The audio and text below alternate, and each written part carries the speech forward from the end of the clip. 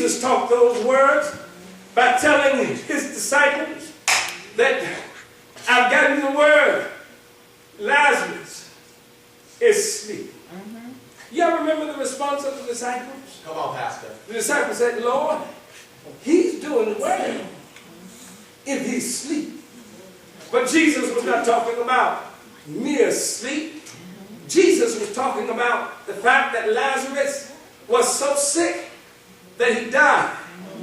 He died. But Jesus referred to death as sleep itself. But Paul is telling us that we shall not all sleep, waiting for that great day, waiting for our victories. That some of us will experience a change in a moment, in a twinkling of an eye. Look what he says in the 52nd verse. In a moment, in the twinkling of an eye, at the last trump. For the trump shall sound, and the dead shall rise incorruptible. And we shall be changed. For this corruptible must put on incorruption, and this mortal must put on immortality.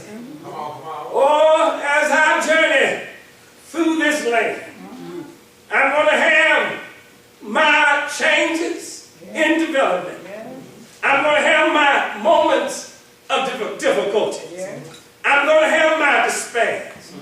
I'm going to have my restless nights.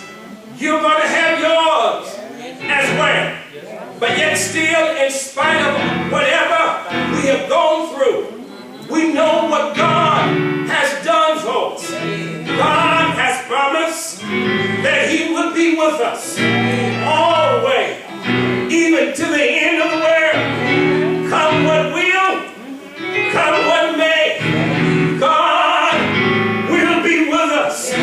God has promised that he will never forsake us. Our friends will forsake us if we have too much of a difficult time.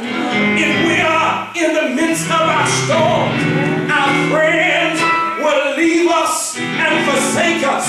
But the Lord has promised, no matter what we go through, he'll be with us always, even to the end of the world. Even when we mess up, God has promised that he will be with us, because he has given us, oh, y'all walk with me.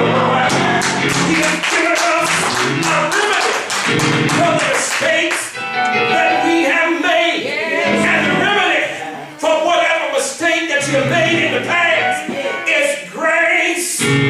Grace itself.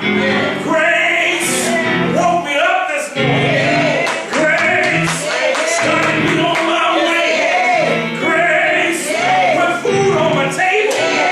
Grace put clothes on my back.